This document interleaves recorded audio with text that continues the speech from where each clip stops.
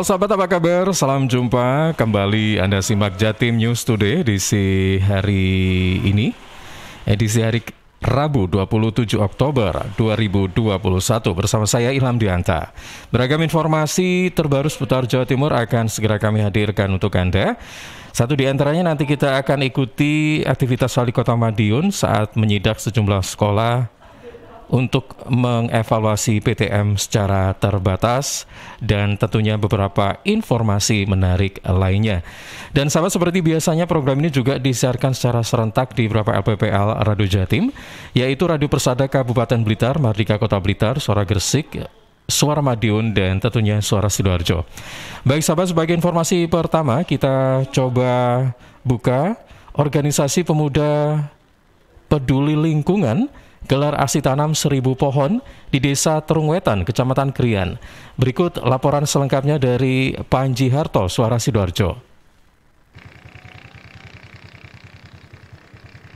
Sahabat, dalam rangka ikut peduli terhadap lingkungan, para pemuda-pemudi yang tergabung dalam PP Ling ASI, Pemuda Peduli Lingkungan yang Bersih dan Asri, Kabupaten Sidoarjo, berkolaborasi dengan Dinas Kepemudaan, Pariwisata dan Olahraga di Sporapar Kabupaten Sidoarjo, serta pemerintah Desa Terungwetan, Kecamatan Krian, Kabupaten Sidoarjo, adakan kegiatan aksi tanam 1000 pohon dengan tema Plant Action to Restore Our Earth. Aksi tanam 1000 pohon secara simbolis ini dilakukan di lahan kosong dekat TPST, tempat pengolahan sampah terpadu Desa Terungwetan pada Minggu pagi 24 Oktober 2021. Andra Pratama Julianto, Ketua Pelaksana Aksi Tanam 1000 Pohon ini mengatakan, pemilihan lokasi di Desa Terungwetan sebagai satu di antara upaya Pepeling ASI Kabupaten Sidoarjo ajak para pemuda-pemudi peduli lingkungan di tempat wisata yang berada di kawasan Sidoarjo Barat.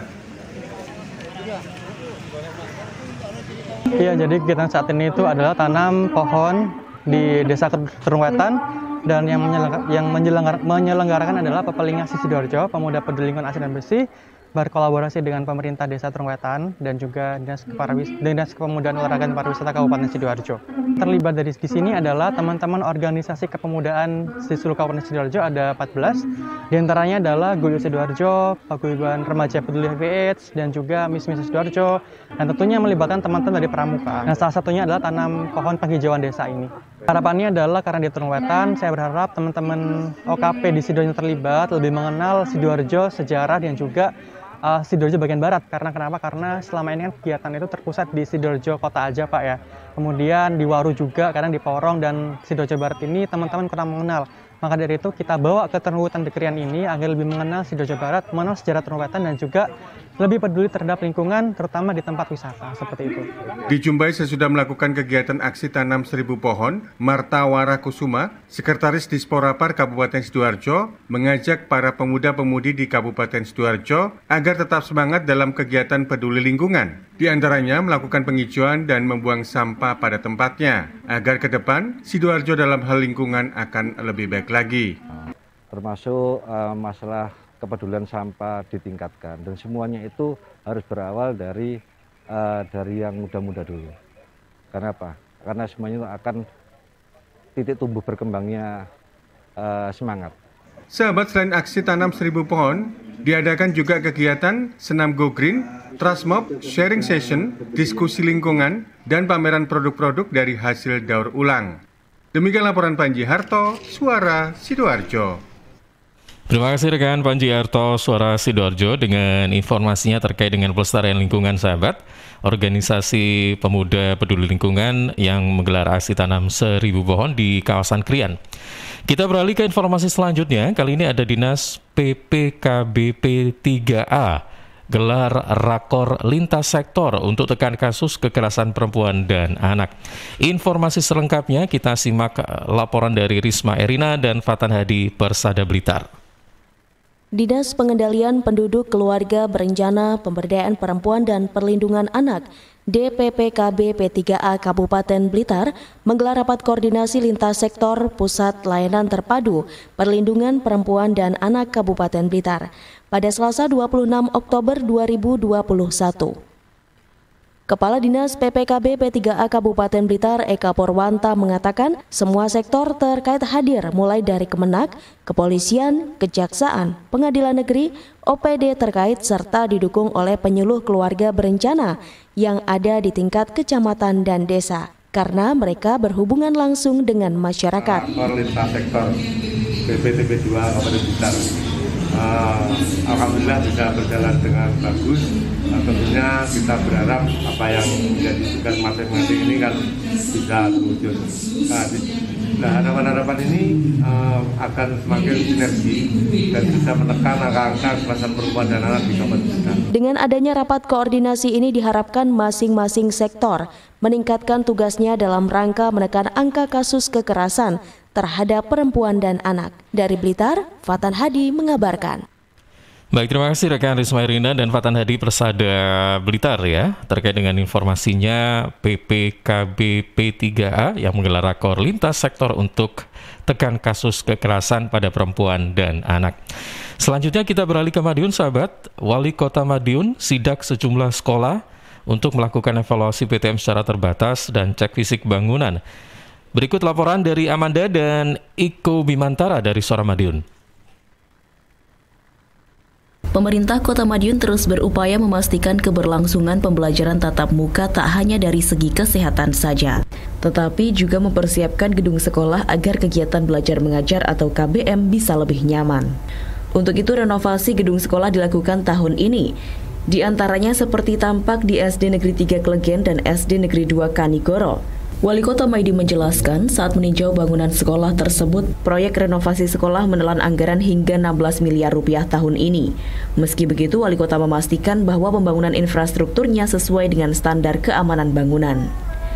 Pada kesempatan itu, Wali Kota juga memberikan apresiasi kepada pihak ketiga atau pemborong yang telah melaksanakan tugas renovasi dengan baik. Kedepannya, Wali Kota Maidi berharap gedung sekolah yang sudah diperbaiki ini dapat meningkatkan semangat siswa dalam belajar. Namun, Wali Kota juga berpesan agar gedung yang sudah baik ini tetap dijaga dan dirawat. Ini dicek renovasi gedung baru sekolah terakhir. Karena anak-anak sudah masuk, setelah kita lihat bagus. Jadi bagus, standarnya bagus. Terima kasih pihak ketiga memborong, hasilnya baik. Artinya perubahannya sudah luar biasa, bagus. Hari ini ada berapa sekolah yang dicek? Hari ini tinggal 2 sekolah. Lainnya sudah semua. Lainnya sudah siap PTM, kelasnya nyaman, bagus. Tahun ini berapa sekolah yang kiri? Yang kiri ada 11. Sama SMP 12. Amanda, Iko Bimantara, Suara Madiun. Terima kasih rekan Amanda dan Iko Bimantara, Suara Madiun, terkait dengan informasinya Wali Kota Madiun yang melakukan sidak ke sejumlah sekolah untuk melakukan evaluasi PTM secara terbatas. Baik, sahabat, kita beralih ke informasi yang lain. Polda Jawa Timur amankan operator pinjaman online. Informasi selengkapnya kita simak laporan Hanif Nasrullah dan Willy Irawan dari kantor Berita Antara. Aparat Kepolisian Daerah Jawa Timur, Polda Jatim, menggerebek sebuah perusahaan aplikasi pinjaman daring pinjol PT Duyung Sakti Indonesia di kawasan Jalan Raya Satelit Indah, Kecamatan Sukomanunggal, Surabaya. Kepala Polda, Kapolda Jatim, Inspektur Jenderal Polisi Irjen Pol Niko Avinta di Surabaya, Senin 25 Oktober mengungkap PT Duyung Sakti Indonesia menerima kuasa dari sebanyak 36 perusahaan aplikasi pinjol untuk melakukan penagihan. Dari 13 orang yang diamankan saat penggerebekan, sementara 3 diantaranya telah ditetapkan tersangka. Masing-masing berinisial ASA, usia 31 tahun, warga Bogor, Jawa Barat, RH alias Asep, usia 28 tahun, warga Bekasi, Jawa Barat, dan APP, usia 27 tahun, warga Surabaya. Ketiga tersangka merupakan karyawan bagian penagihan yang dilaporkan tetap gencar melakukan penagihan dengan menebar ancaman melalui media sosial WhatsApp. Kendati sejumlah debitur yang ditagih sebenarnya telah melunasi utangnya, ketiga tersangka dijerat pasal 27 ayat 4 jungto pasal 45 ayat 4 Undang-Undang Nomor 19 Tahun 2016 tentang Informasi dan Transaksi Elektronik ITE. Ancaman pidananya penjara paling lama 6 tahun dan atau denda paling banyak 1 miliar rupiah.